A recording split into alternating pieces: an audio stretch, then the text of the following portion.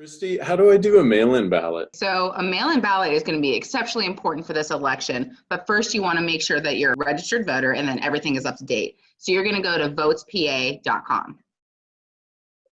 All right, I am there. Great. So once you are there, if you scroll down a little bit, you'll see a little spot that says register to vote. You can click on that if you are not registered to vote or if you need to update any of your information. Okay, I see it here. And it says the deadline of May 18th, the last day to register.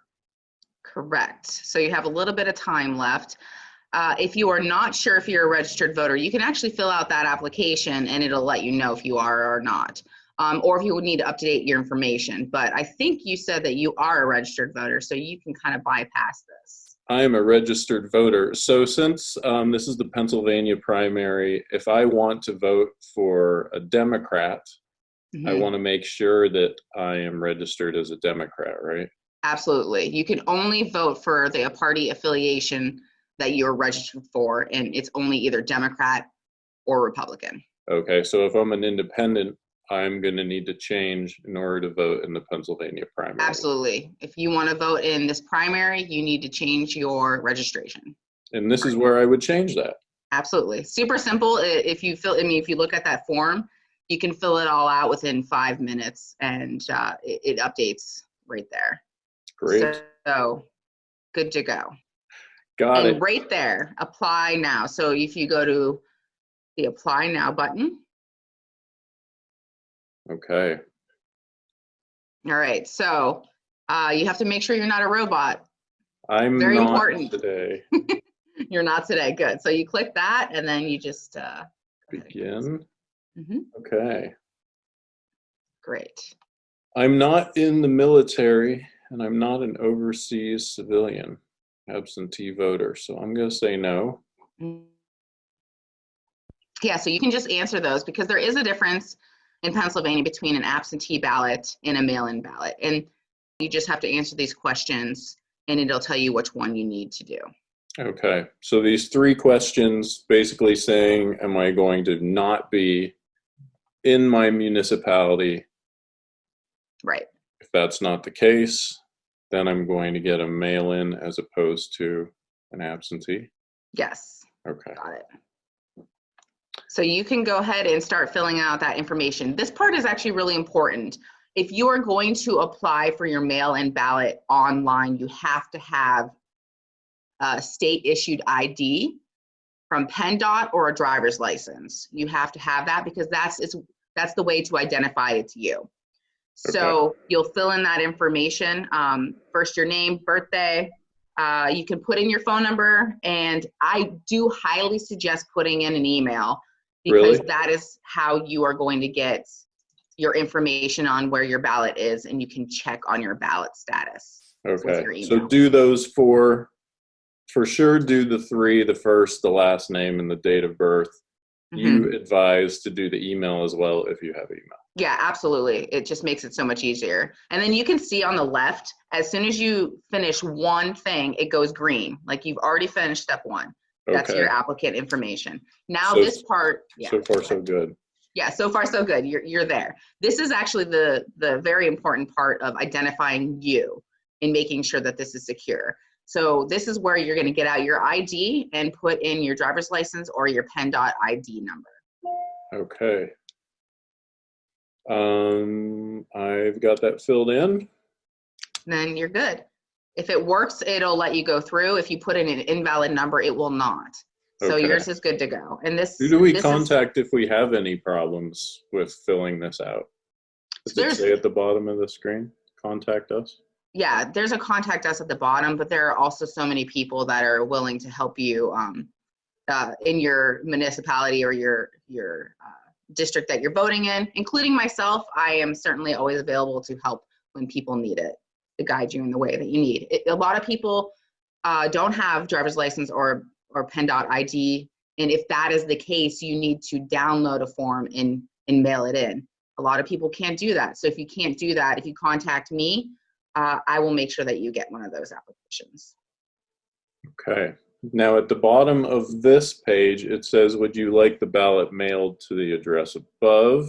So I assume if you say no, it's going to ask for a different address? Yes, yes. And that's actually a really important feature right now, because a lot of people may be registered somewhere, but they might be somewhere else because of the pandemic. How long does it take for you to receive this after you submit this request? Do you know? It's going to vary from county to county. Okay. Some people get it as quick as 2 weeks. Some people it's a little bit longer. You will get this before, if you do it in time, you will get this before you're able to vote. So there's no worry there. As long as you do it before the deadline, you will be fine. Okay. And it says on this page that your completed application must be received in the county office by 5 p.m. on May 26th. Correct. It's good to know. Yes. All right. What's the deadline for filling out this mail-in or absentee ballot request online? Do you know what the deadline is for filling out these applications online? Yeah, so it's actually May 26th. So you can fill this out up to May 26th and still be able to cast your mail-in ballot. Oh, great. Okay. What does this one ask me? This one is really important. So I encourage everyone to click yes on this, but of course you have to do what's best for you.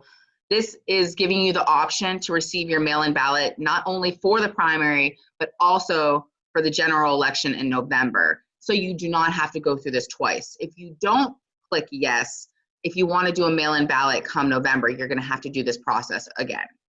Okay. So by clicking yes, it gives you the mail-in ballot for both this primary and for the general. So this would save you some time and save you having to remember another date and another deadline in the future as far as the general election. Absolutely. Okay. Well, thanks for that tip. I am going to choose yes. Okay, so this is the I agree to the terms above.